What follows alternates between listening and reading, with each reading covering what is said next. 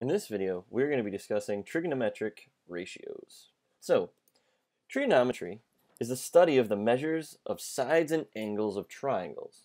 And right triangles form the basis for trigonometry. So, that's what we're going to be doing in this video, is the very most basic trigonometry stuff. So, part of trigonometry involves connecting side lengths to angle lengths, or to angle measures using ratios. And these are what we call trig ratios. If you know some of the information about sides and angles, you can use these ratios that we're going to come up with to find the other missing measures. And there are a lot of these, but the three that we're going to work with are sine, cosine, and tangent. So let's discuss what these mean. The sine of an angle, so this symbol right here, theta, is what we use for angle. Okay, so I've got this angle here, theta, and it's just some angle in my right triangle. It's not my 90-degree angle, it's a different one. The sine is defined as the side opposite, the length of the side opposite the angle, divided by the length of the hypotenuse. Opposite over hypotenuse. That's how we find the sine. The cosine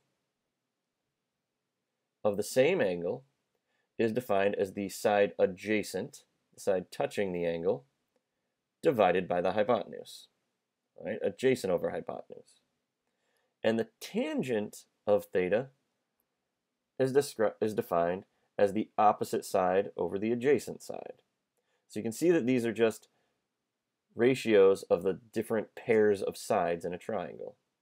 Okay? And this little thing down here, SOHCAHTOA, is a mnemonic device that a lot of people use to try and remember this. Okay, they memorize this saying, or this abbreviation, SOHCAHTOA, and can use that to kind of help you remember that sine is opposite over hypotenuse, cosine is adjacent over hypotenuse, and tangent is opposite over adjacent.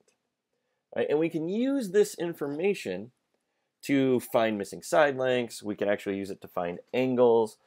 We can use it to find these ratios.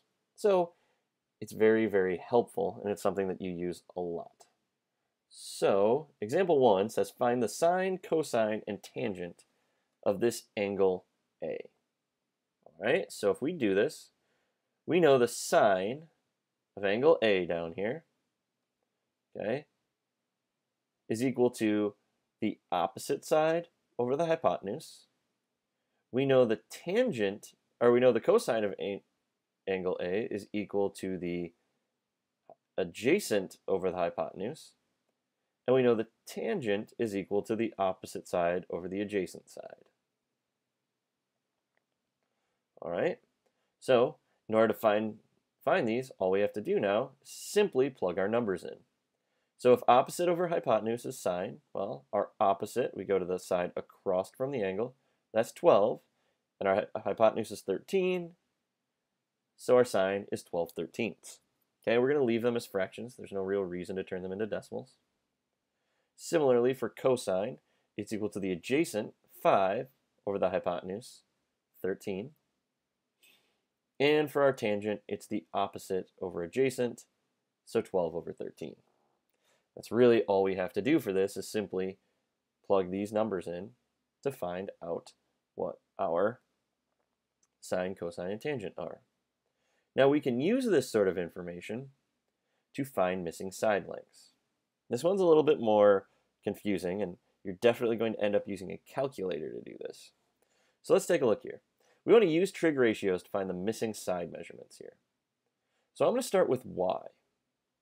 If I take a look at y, I've got one angle that's given to me here, 36. Okay, we never really want to use the 90-degree angle. It's not very helpful. But I have this angle here, 36, that's useful to me. Okay, and if I want to find y, I know that y is across from 36. That makes it my opposite angle, or my opposite side. And I don't know x. X is my adjacent. I don't know what it is, so I can't use that. And my 7, that's my hypotenuse. So I know my hypotenuse. I'm trying to find my opposite side.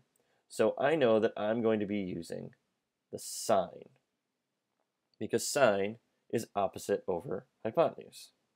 So I know that the sine of 36 is equal to y, my opposite, over 7, my hypotenuse. Okay, so how can I figure out what y is now? Well, since this is a fraction, I know I can multiply both sides by 7. So I get 7 times sine of 36 equals y.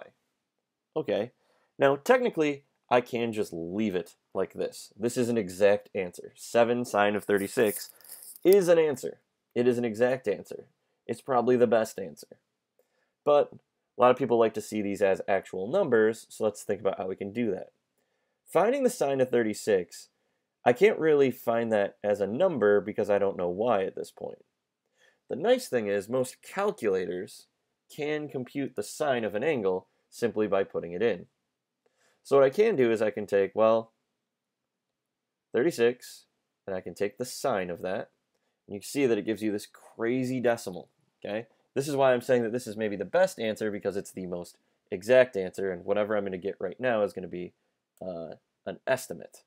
But I get this crazy decimal that sine of 36 is 0.587785, blah, blah, blah, blah, blah. It's huge. Okay, and I'm going to take that and I'm going to multiply it by 7. And I'm going to get that my y is equal to roughly 4.11. Okay, so this is an estimate of what y is.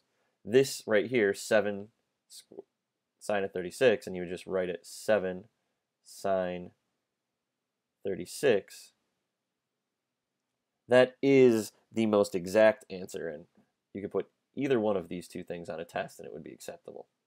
So now to find x, we're going to do a very similar thing. With x, we know that that is the adjacent side length, and 7 is our hypotenuse, so I can use the cosine of 36, and I can set it up exactly the same way, except now I'm using cosine. All right, so I could say cosine of 36 equals x over 7. Multiply both sides by 7. Once again, this would be an acceptable answer, 7 cosine of 36. But if I want to turn that into a decimal, I can always go, okay, 36, take my cosine, multiply it by 7, and I get that x is roughly 5.66. So you can see here how you can use these ratios to find a missing side length. All right, and this is what we're going to be doing with our trig ratios, is using them to find missing sides and angles.